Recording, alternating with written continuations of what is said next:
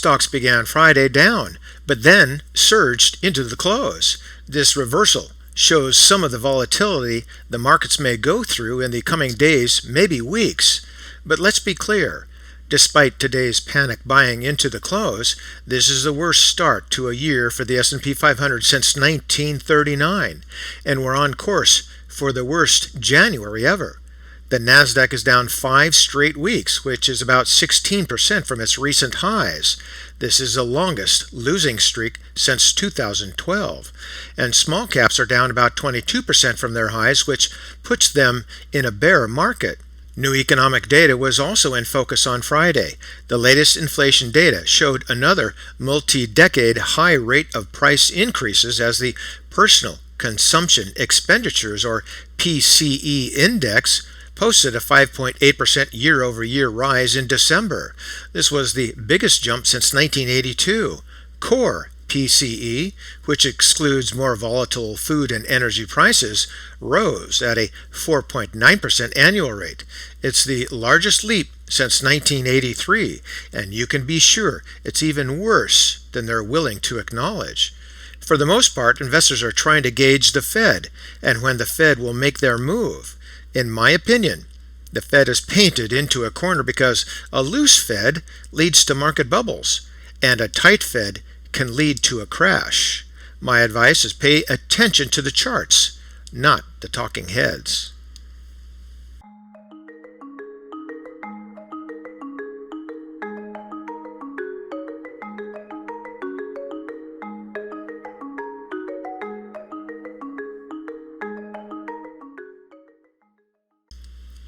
Two quick charts here today, beginning with the Volatility Index, and you can see in the upper left the symbol is $VIX using stockcharts.com.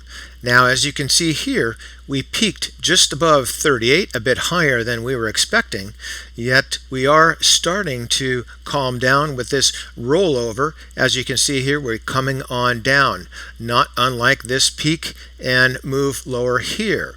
So we're coming on down, but that doesn't mean that we're done with volatility. Going back here, you can see that on the way down, we did bottom and base and had another eruption before it went even further down and calmed down even more. So that's always a possibility. I don't think it's the probability right now.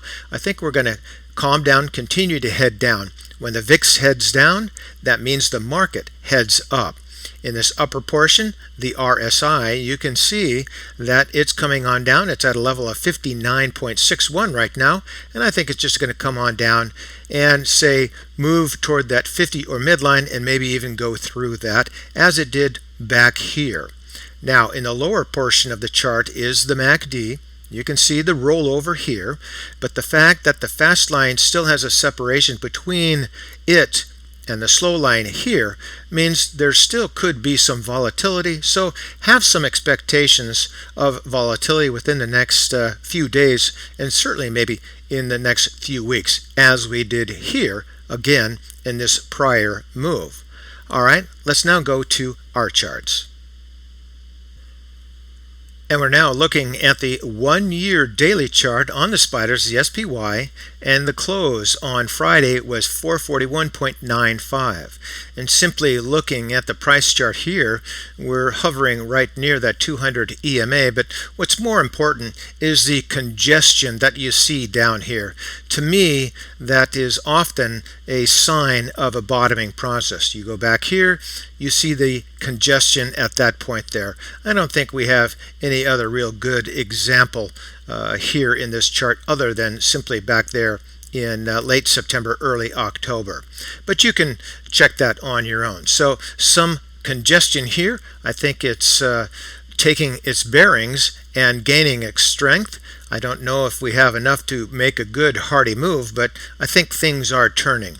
Now, the volume definitely kicked on up, but that too is churning over, and hopefully it'll continue to subside, and along with that will be subsidence of the volatility and then perhaps a move up in the price chart itself.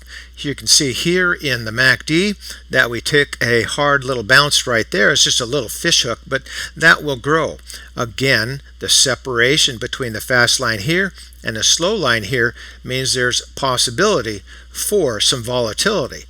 This is a case where the same thing happened, is the separation between the fast line there and the slow line there. There was some volatility, but that's where congestion also occurs. So watch for that.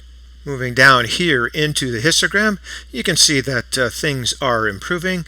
It bottomed out there, and it's just moving up the last couple of days or so. Same thing here in the price rate of change. You can definitely see that fast line is moving on through the slow line. It looks like it's improving. And I think you'll see also here the relative strength is improving, and the stochastics as well. It's good to see the fast lines already moving through those slow lines in all of these oscillators, at least the ones that have both a fast line and a slow line. And then here in the Williams, this is kind of what we expected, is the head and shoulders I talked about before. Here's one shoulder, here's the head, and then here's the other shoulder. That often comes in different circumstances, but that formation is very familiar, especially on the top side, but on the bottom side it works as well. It looks like things are improving. We're heading on up, and I would imagine next week we'll go above that 50-year midline and head on up to that, say, -20, hopefully into that overbought territory into late next week or thereabouts. Back up here to the price chart, and one last look, and I'm looking for a bit more congestion that is going to take the price chart, say, sideways while we mark time, but I think also we're going to have some moves on up as the market does strengthen and as investors get a better gauge on what the Fed is going to be doing here soon enough. So I think the greatest probability is sideways trading and upward trading. And for today, that's ChewDog Charts. Thank you.